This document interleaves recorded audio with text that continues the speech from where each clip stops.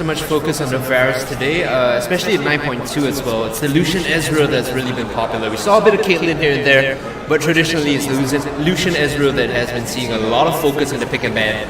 Morgana lock-in is interesting as well. We see a lot more Rakan, well this is 9.2, so not Rakan, but Alistar, Tahm Kench and Braun being played. Not so much Morgana, so teams now showing a bit of a varied focus on what they want to run here. I think it goes back to just what these teams are comfortable with playing. I think we've seen a lot in the FSL. I think in the last month or so we've seen a lot of Varus bot lanes as well as the Morgana. I mean, we've been seeing the Morgana, some Janna, some Lulu here and there, which isn't as popular in terms of competitive play around the world in the different regions, but I think for what the teams are comfortable playing, it's pretty in their wheelhouse, so I've been seeing it for a lot of this month. It looks like, as you mentioned, it's going to be the Lucian classic power pickup in the bot lane. I wasn't too sold on the Tahm Kench cover. I think if you're going to pick Lucian, you really want to pick a champion that will enable Lucian to really bully out the Varus. Yeah, I definitely agree with you. Early level 2, level 3. So wasn't sold on the Tahm Kench. We'll see if they do come back later on, but I would much prefer something a bit more aggressive for Lucian, perhaps Pyke, perhaps Braum, even Alistar, Nami, even though they are going to go with the Akali for their final pickup for the first round.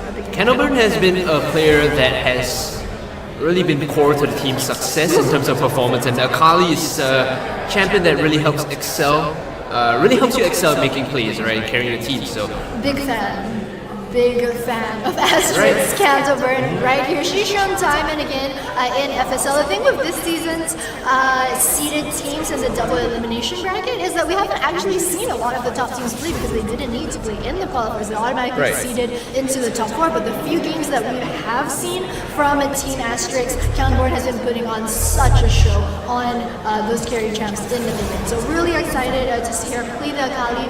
Maybe the Akali might be going top, but we'll see. Yeah, it's one of those flex picks that can go top lane as well. The Aatrox, like you mentioned in the previous game, a flex pick in and of itself.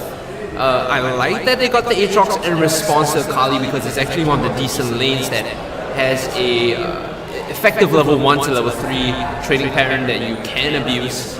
See the Vladimir being banned out by Knightress and the Nocturne by Asterisk. Yep, I do like the Aatrox pickup, as you mentioned. It's going to be one of those lane bullies. It's going to help you win that lane. I mean, they already have the Varus and Morgana, which not the most threatening of lanes. If they had picked something like a utility or a tank, if they picked something like an Ord or Shun, at that point it's pretty much you have 2 lanes that are going to lose. So KTR didn't opt to go for that. They did pick up the Aatrox. We're seeing a lot of jungle focus in the bans for the second round right now. The Nocturne, the Jarvan, and it looks like the Tahm Kench cover actually baited KTR to ban out Tahm Kench. I think it's, okay, so we're going to see the Karthus locked in. Remember guys, this is the patch where a lot of teams understand that the jungle Karthus is something that's really strong. You run double bruises with the jungle Karthus, you get a very good solid clear.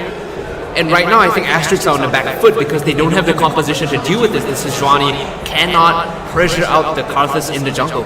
Yep, and that's the thing, right? They pretty much shot themselves in the foot right there. They banned out the Nocturne, they banned out the Jarvan, and KTR are kind of thinking, well, what's left, what's good? It's going to be the Karthus. We've been seeing a resurgence of Karthus in the jungle. I say resurgence, but it's really a new pick. I think we first saw it in the LEC, old LCS, where Yankos played the Karthus in the jungle. G2, I believe they ran that whole composition with the Karthus as well as the Jace, just as a lot of long-range poke. And the way you want to really counter the Karthus in the jungle is that you want to have an aggressive jungler on your own to be able to invade the Karthus, to be able to lock him down. And before he gets to that mid to late game mark where he's really powerful, there's a lot of poke, you want to shut him down. But the thing is, Asterisk had already first picked the Sejuani. They're tunneling themselves into a bit of a sticky situation. They pick and ban. We see the Zilean locked in as their final selection, so might just see the Chrono Shift come in as a tool to revive a prime target, and the Syndra as a response to the Akali. It's going to be the top lane Aatrox here. Yep, I also like the Syndra pickup from the side of Knightress because before the Syndra pickup, it did look like they didn't quite have a front line. And one thing we've been seeing in the FSL, Syndra's not quite your front line, but she's kind of going to be in the front. Once she lands the stuns, it's then the call for the Aatrox to go in, because before the Syndra pick, they really only had the Morgana, Q, and then the Flash R, Janya's Hourglass as an engagement engage, which isn't quite reliable. KTR right now, they're running a bit of a tricky composition in terms of executing and starting the 5v5 team fights, but if they're good at executing it, it could work. But on the side of Asterisk, I'm pretty sold on this composition. It's very solid. They did decide to pick up the Ornn. We are on patch 9.2. There is some minor changes made to Ornn in 9.1, which do really affect his tankiness and his team fight capability. Pretty much what the numbers and what was shifted around for Ornn. Crucially, I think instead of the teammates being able to buy items because you have the Ornn on your team, right now he gets that free 1 item upgrade as his passive, which is pretty strong for champions such as the Kali, such as the Lucian, that will be really strong later on, but in some other tweaks during team fights, he kind of has to build more tankiness. I think his knockup duration went down for his R, which is pretty big. Yeah. They shifted a lot of the knockup potential over to his E, so it's more of the charge, right? You gotta connect on the pillar, you gotta connect on terrain to facilitate the knockup. I just want to touch on this bot lane here for Asterisk, because you said that Lucian with Tahm Kench is a no-go, it's a very bad lane. They've topped it up with the Zillion, which is really an irritating poke, and gives them a good amount of facilitating crowd control as well with the slow. Yep, and once he does reach, I think even level 2, Lucian traditionally is level 2 power spike, level 3 power spike is very strong. Combined with the Zillion, you get your QWQ at the level 1 point. There is an opportunity for Asterisk to really capitalize on that, use that to try and snowball the bot lane very early on. Of course, there's Morgana on the other side. Level 2, you're kind of thinking Morgana doesn't, some Morganas, they don't traditionally take E at the level 2, you're kind of going Q into W, W into Q. So that's kind of going to force Knightress at this point to be taking the Black Shield at the level 2 mark. Will affect their wave clear a bit early on and the potential to push that lane. Now talk to me about this Karthus jungle, because if you're not someone that's been watching LEC, you don't know how this thing works, right? You're just like, oh, this is a cheese pick coming in, but it's actually pretty well founded in strategy. Walk me through this, Jenny, what is the concept of the Karthus jungle here?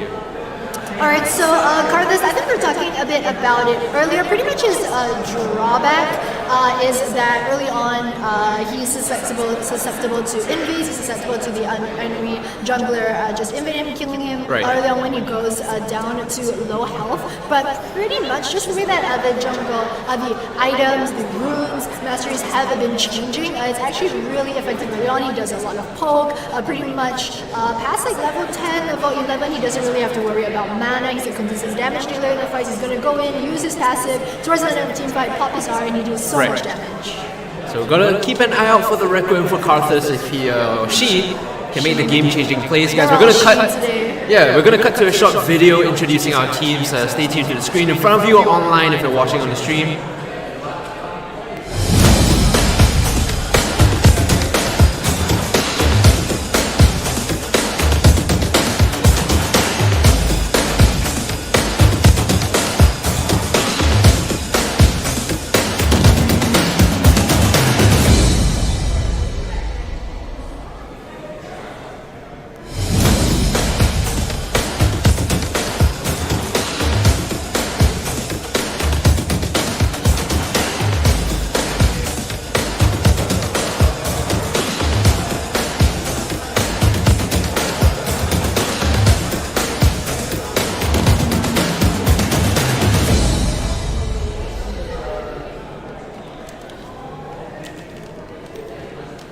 Right. So, nice hype videos for both of our teams, and now we are into Summoner's Rift for our second game for today. It's going to be Asterisk and Knightress in the upper bracket. You have for your teams. The winner of this is going to automatically qualify into the finals and play the best of 3 later today, but what do you think, Jenny? Based on the compositions, if you're a betting lady, who's your money on? I gotta say, I think my money is gonna be on Team Asterisk for this one, just because you're talking picks and bans. KTR have a fair composition, but I think the problem is going to be, can they execute the Syndra, Aatrox, Morgana engage? If not, it is going to be a problem for them, especially against champions such as the Ornn and Sejuani, who have such good team fight potential, and then there's still always the Zillion to kind of, as that champion is always going to be giving you that second chance at life again. So Asterisk have a well-rounded composition. They can team fight, they can start fights, they can also disengage. There's a lot of mobility going on with the Kali, with the Lucian, and if things go south, they still do have the potential of the Zillion to help them out. And one thing I want to point out yesterday as well in LEC, we saw teams like G2 understand how to beat the Karthus by winning lanes. All they did was win lanes and put pressure on the Karthus, made it really tough for the jungler to even force anything to happen. And eventually the Karthus got outskilled by the mid lane and top lane bruisers, so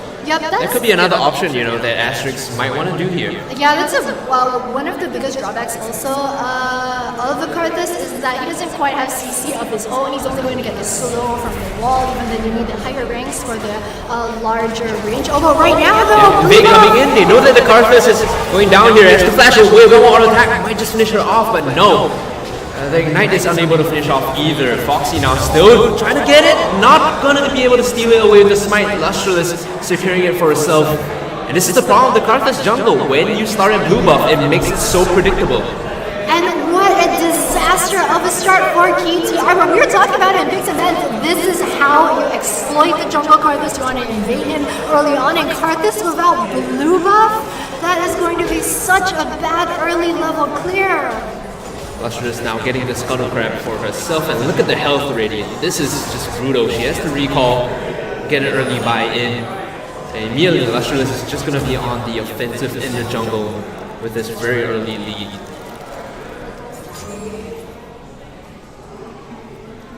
Not to mention the bot lane for Asterisk took an early lead as well, because remember the Morgana got caught out, had to flash away to get to safety.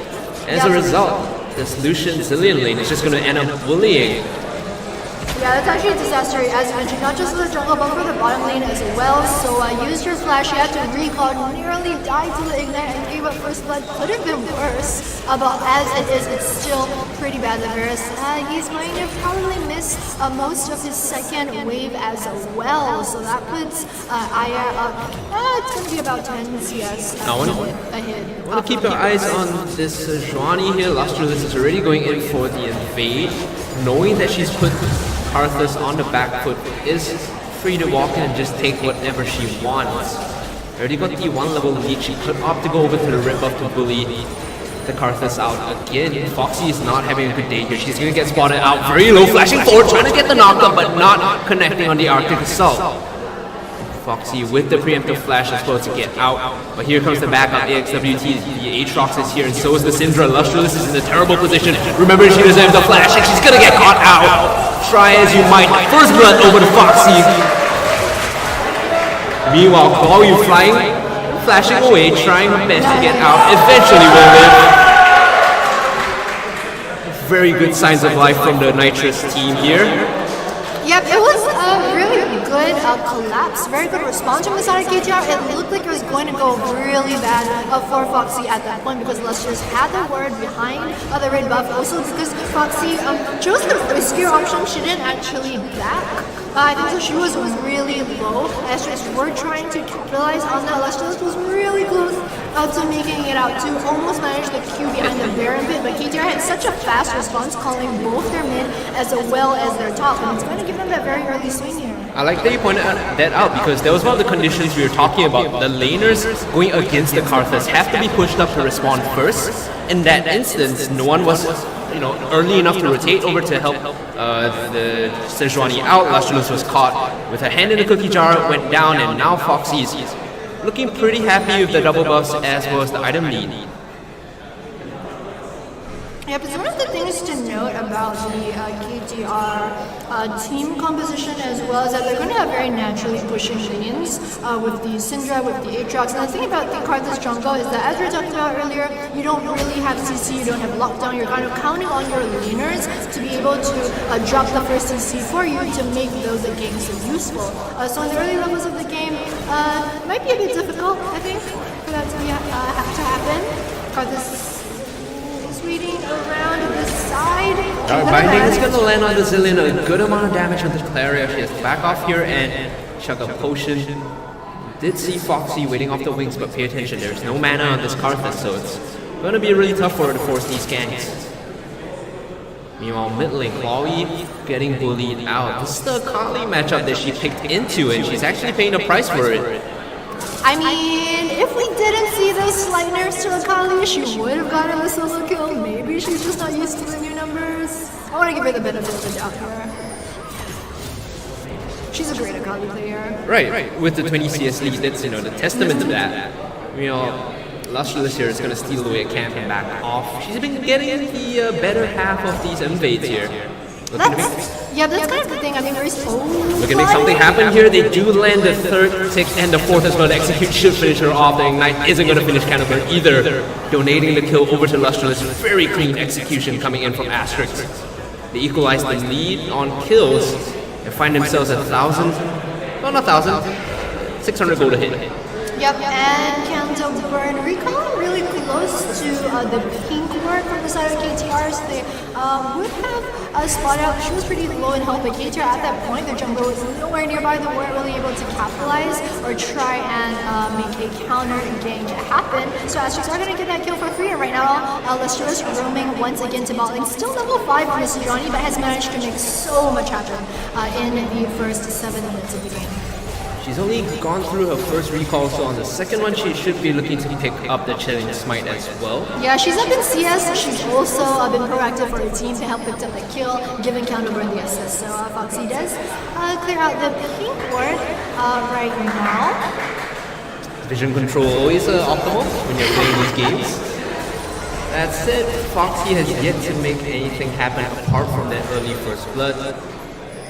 Cannibal walking into the jungle will be spotted out by the control ward. She's looking to make this roundabout gank happen. I mean, it's kind of the thing with the Karthus. You disappear into your jungle for 15 minutes and then you show up later. I have emerged and now I'm useful. Team Asterisk formatting the vision in the down the side right here. They're just going to back off, cleared wards. I knew that they were spotted already. Just wanted to maintain some vision of the Scuttle Crab, possibly following that up with the early Dragon later on. The bot lane does have that lead, although pretty defensive, I think, from both of these bottom laners. Both of them opting to go for the Vamp Scepter, despite having a lead as the Lucian. And both also starting the Endurance Shield. So it might be a while before we see a contest around the Dragon, but right now, Lustreless is level 6, standing on a ward though. Arctic Assault forward onto a ward. Meanwhile, Cannibal is going to get caught out. Damage a lot. Going over in the way over to Asterisk in the bot lane. Solo kill coming in. Foxy getting caught out. Cannibal now getting the early kill. They turn their attention over to Claw. She has to flash away, and that's not what you want as the Syndra.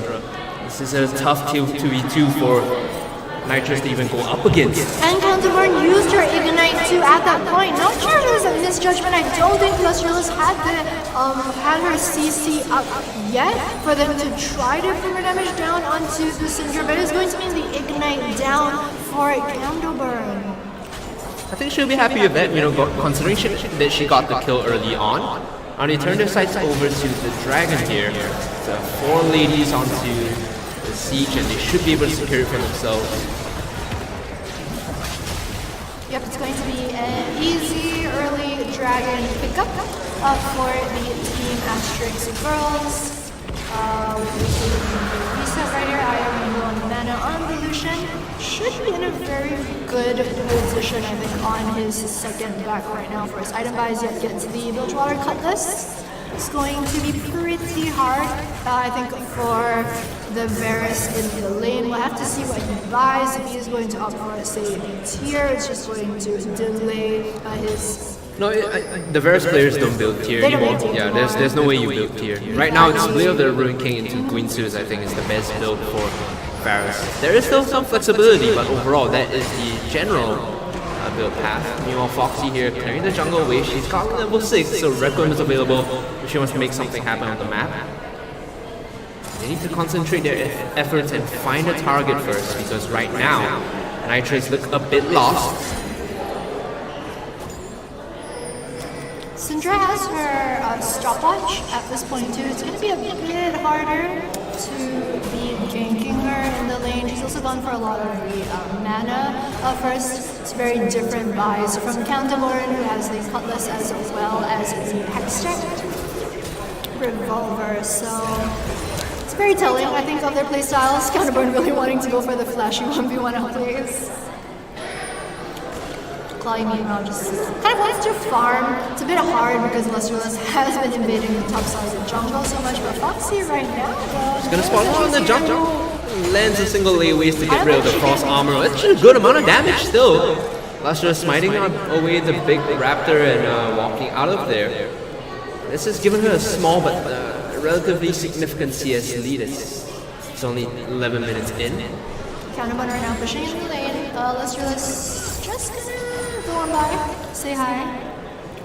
They're trying to posture like they want to hit bot lane, but there's so many wards around the area that... Yeah, I like what we're seeing from actually both these teams. Asterisk at this point, the very good sense of the map movement. Oh, but Lustrous is a bit too deep. So there's the Frost Armor, so the Scatter Meat isn't going to do all too much. Meanwhile, Foxy now is going to be a target. So much burst from Candleburn just takes her out. Ben, you weren't expecting that. And man, you can turn your sights now to the bot lane. Meanwhile, it's going to get caught out. All the Forge God being used to counter engage to get 1-for-1. The reverse teleport coming in from XWP as well. So can they get anything in return? Answer is probably going to be no. Requiem coming in. Clara using the stopwatch very early. Still manages to evade most of the damage. The late arrival of the Aatrox now. She's just going to be able to walk out, sauna out, not get caught. Yep, Aatrox is going to teleport, but I really like what we're seeing from the Asterisk team. We were touching on that earlier. We saw Counterburn instantly push out the wave, Lustreless, realizing with the mid laner hands pushed out, they both invaded towards the blue buff, and then the 4-manning the bot side to pick up the kills. Right now they're going to get up the objective. First Blood Tower swing is going to go in their favor as well. So Asterisk is really knowing how to play the map at this point, and that burst from Counterburn, that's going to be the electrocute plus both actives from the Revolver and the Cutlass. What insane burst potential. Right now, if you're Foxy or Claw, you don't want to walk out into Fog of War. If there's a Rakali waiting for you, you're probably going to die. Items coming in for the jungler of Asterisk is going to be the Cinder Hulk and the Chilling Smite. A bit of the ranking not just completed yet for Aya.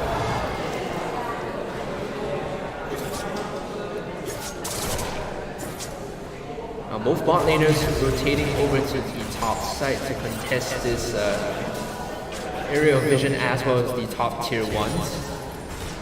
Yep, the classic lane swap after bot side tower has gone down.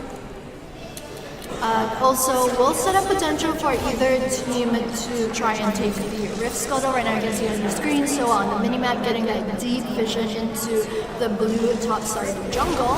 Hopefully in the next 5 minutes or so, we'll be setting up the Rift Scuttle. We're going to land on the Zillion. Both supports have hit that level 6 mark already, so there is that potential for the outplay. Speaking of outplay, here comes the roam from the mid lane as well as jungle. Can they sneak into the back here? They're going to get access in their back line, but can they force this? Because a lot of damage down onto the Varus already, and joining into the fight with the Akali means that they're definitely going to finish off the kills. 2 very quick and clean kills being picked up, and now they're going to get top tier 1 as well as Root Herald if they can press the matter. I think the saving grace of that skirmish was that, I mean, Morgana still has her ult. Not sure if Doug. I think there was a point in time where it looked at when Akali was diving her, where it would have been a good time for her to use her ultimate, but Asterisk are going to be able to pick up the kills, pick up the tower, likely convert that into Rift Herald, but they're a bit low, so they might just decide to back. But they did expend quite a lot of time and all their ultimates into getting those kills down, so maybe for the next engage, Foxy will be able to make something happen. But overall, very good turnout for the Asterisk squad. I like that you brought that up because the Soul Shackles from Morgana is going to play a big part in counter engaging and buying space for Foxy to do damage in these fights. So we want to keep our eyes on how Soa positions and works well with the Karthus in hand-to-hand, Yeah, she might have thought that they were dead anyway. She didn't want to use it. She does have the stopwatch right now, so this might be it. All the Forge God not knocking anyone up. Flash shield, great timing by Soa to mitigate the crowd control.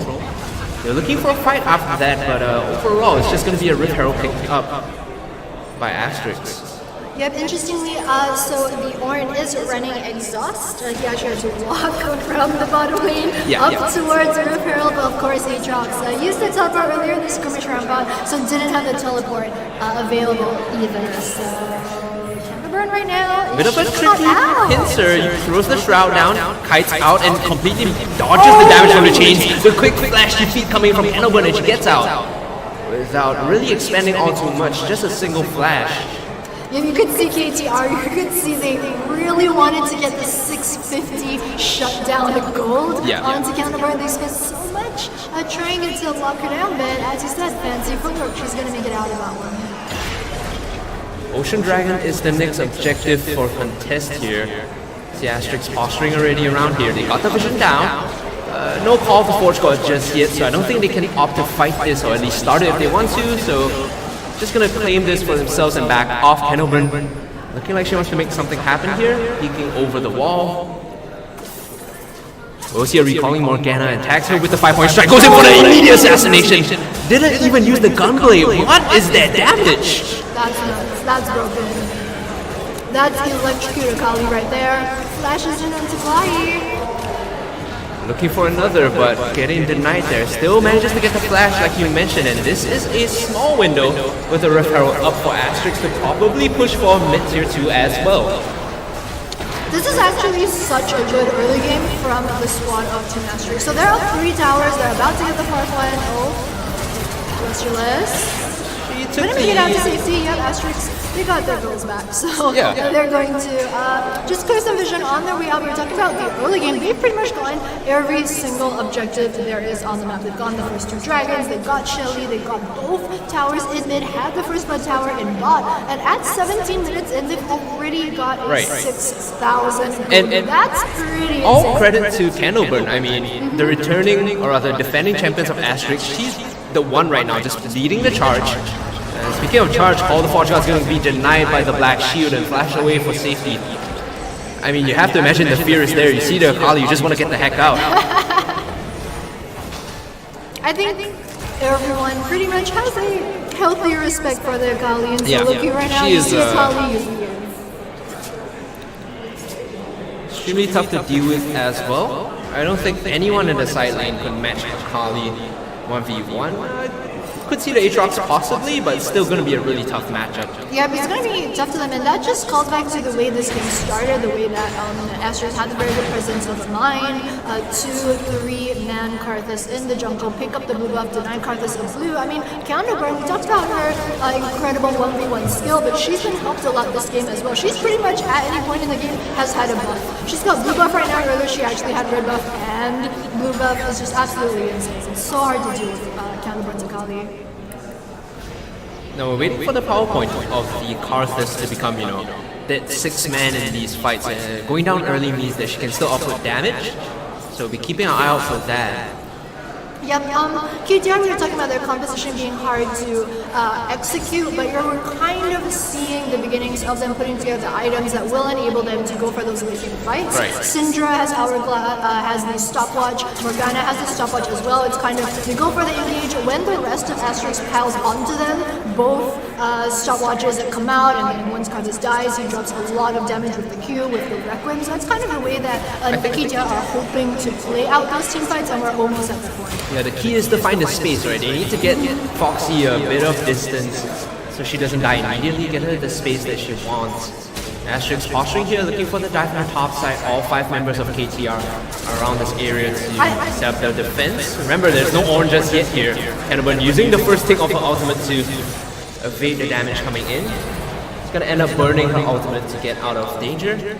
I like how Asterisk were kind of using Counterburn's bounty as the bait. They were kind of flanking around the side, like, alright, she looks like she's alone. Oh, but the engagement to Johnny. Glacial Prison in the flash out as well. Looks a bit disjointed here for Asterisk, but the fight looks to continue. A lot of damage from the bombs in, and here comes AXWT off the back. They're looking to make something happen here.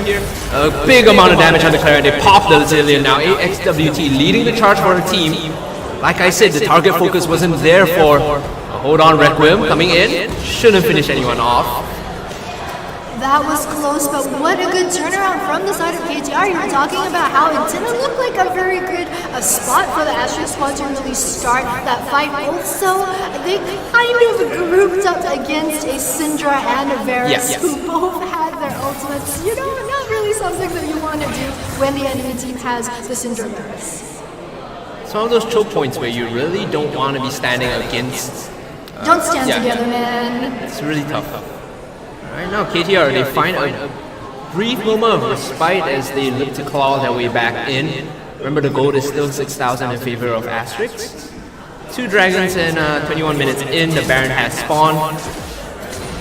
Always the option for either team to bait that out.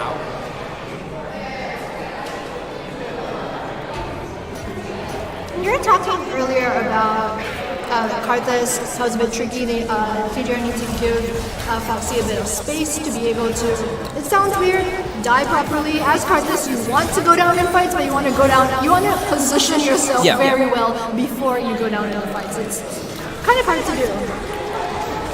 Especially when you have all the CC and engage coming at you, you kind of, end up panicking a bit because you're scrambling to keep the AD carry safe, but at the same time you want the Karthus to die in the proper position. This is a comp, like we said, that is very heavily reliant on the execution. And speaking of the execution, they're looking to go into the bot side of the map and kill the Aatrox. Spotted out early by XWT. Yep, Asterisk have all 3 lanes pushing in their favor right now. Picked up the Fire Dragon, very good spawn for them. I think KTR really didn't want the Infernal Dragon at the point, since Asterisk caught up so much in gold already. But it is going to be even more team fighting potential for the side of Asterisk. And I'm not sure KTR really come back from this. It's getting increasingly harder for them to try and turn this one around.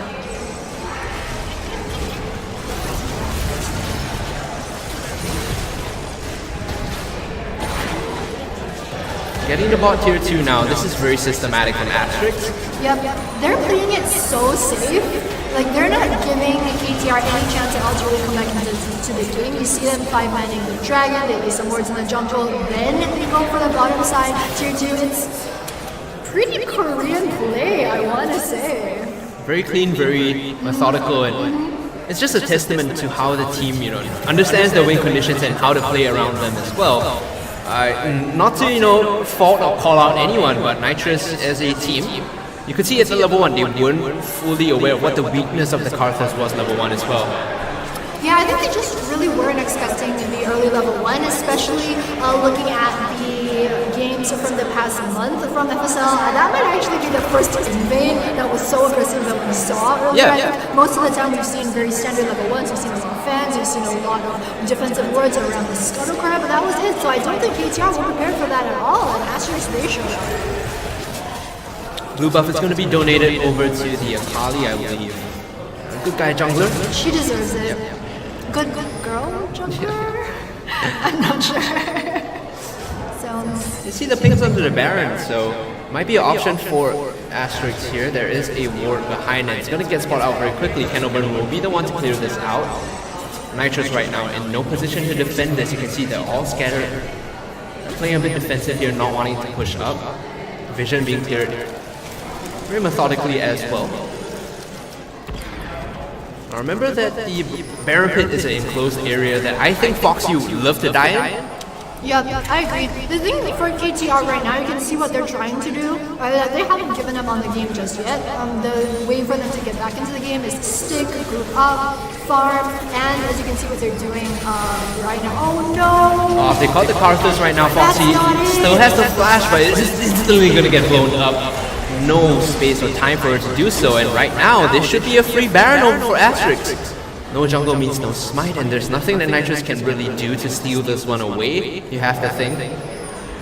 Yeah, this is pretty bad for KTR. They were trying to do the safe thing at that point, which was you group up, go into their own jungle, put their wards down because they know that there's a possibility that they could get picked off in the jungle, but then Foxy just goes a bit too far off by herself there. There's going to go over to Team Asterisk. KTR, I don't think that they can get this though. The ward over the wall is going to spot this out. KTR are wise to the Baron tank. They could still look to make something happen here. They can push in. 4 members strong. It's down to 900. Looking for the steal, not going to get it. Jolene managing to smite it away. Now they're looking for the second fight after that. Kenoburn going in for the kill, getting Foxy. Trying to get the second one off the side. Nope. Just gonna barely miss, and just as I say that, a 5-point strike might be enough. Does get it in. I appreciate what KTR tried to do there. They kind of knew that if they lost Baron, it's very likely going to be the game ending for them. So they tried to, despite having their jungler down, go for the steal with the Varus. I think they could have maybe backed up a bit earlier though, but they're Still 3 members up. We're only 25 minutes in the game, so Foxy is back on the line. Asterisk very likely just going to try and get this mid-side first inhibitor towers. We're pushing the counterboard in the bottom lane. But they're likely going to back off. It's not going to be the game in just yet. Yeah, it's still too early for them to even force this. I say that Candleburn going right in, call the Forge God to back her up, buying the time that she needs. She's stunned up right now. She's going to get shut down as well. It's a 1-for-1 trade, and the Knightress in the center of the roll. She's trying to get the damage in from the Requiem, but not enough to do so. This is the point where she doesn't have enough items, so the Requiem is more or less a gust of wind. Still, they lose a member. Candleburn a bit overeager. We were just praising them for playing safe and methodical, but she just jumps right in. Yeah, kind of overestimating her damage right there. Not sure why she dove into base 1v4 at that point, but we thought that the game was going to end soon. I don't think Candleburn thinks the same. Perhaps when she is going to be 7-1, it's going to be her first death.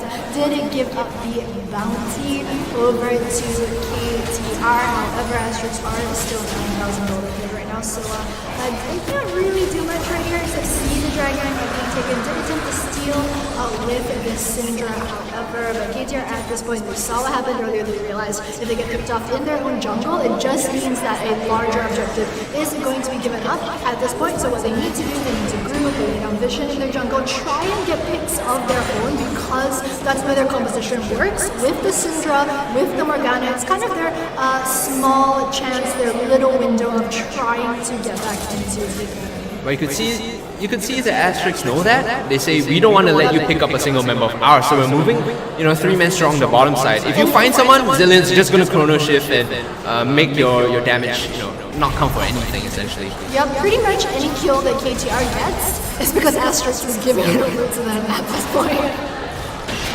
Okay, for the bot tier 3, the inhibitor is going to fall here, dashing away from the binding. The Scatter isn't going to connect with anyone, so there's no window for them to go in here.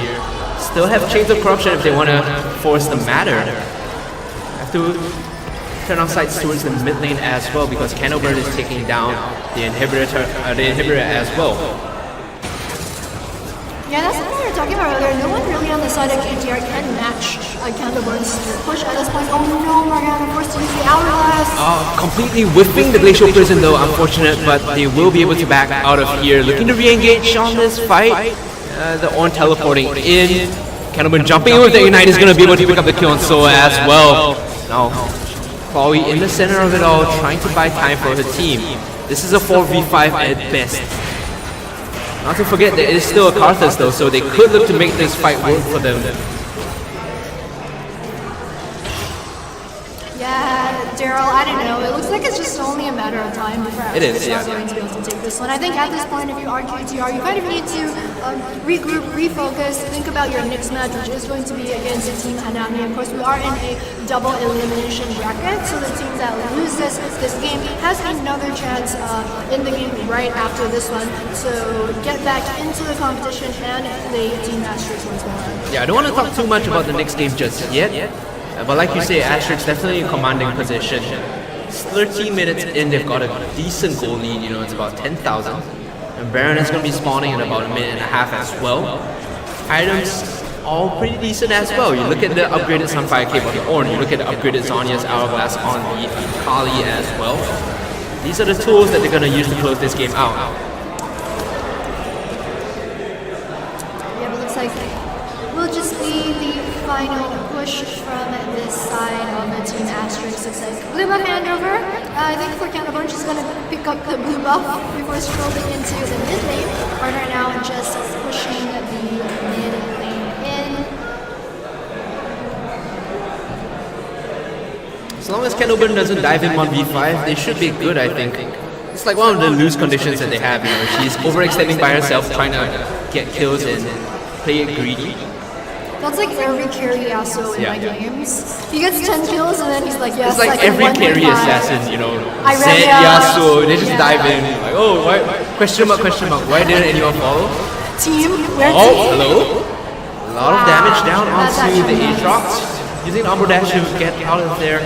Still having to recall, or at least walk back to the base to heal up.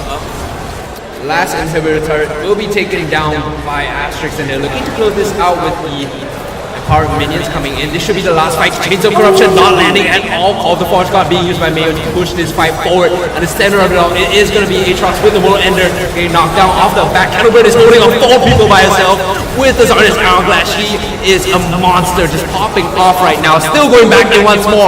The Requiem is not a worry at all because they're looking to close this game out already with a massive fight. Cannibal there, the MVP of that fight. 1v4 holding them off. And Asterisk, your defending champions, will be heading into the finals in a best of 3. A couple more seconds on the Nexus turret should do it. KTR, they just can't kill Canterbury. They try to kill it 3v1. Ban this Akali out, man. Ban that shit. Ban that Akali. But well done to the Team Asterisk girls. They're going to hit straight into our grand finals of best of 3 series later today. I mean, what a commanding victory from start to finish. Just started from that early level 1, bullying out the Karthus, getting his blue buff, and just snowballing that lead for 25 minutes straight. Very clean, very methodical play from Team Asterisk. Yeah, that goes to show, the difference in maybe execution. You can have the perfect plan, the perfect draft, but when you go in the game, things shake up at the start, and you really have to kind of adapt on the fly. I think Asterisk were the better team today. As a result, they earned themselves a spot in the finals, like you said. Yeah, Team Asterisk is definitely going to be the team to beat. I think for FSL for today, KTR will be preparing for their next best of 1 series. I believe the lower bracket final versus Team Hanami for a chance to play Team Asterisk in that best of 3. So that'll be coming up very shortly. If you guys are watching our live stream on the line, we are running giveaways on the stream as well. We will be giving away those Playmaker Lee Sin codes on stream. Meanwhile, at our venue, the finals will be starting at 3 p.m. So if you're watching at home, there's still some time for you guys to come on down. We're at the Singtel Recreational Club right here. Singtel is, of course, one of our sponsors for FSL Season 3. We're going to do some giveaways. More giveaways. Off stream, right? Yeah, off stream. But we're going to go for it.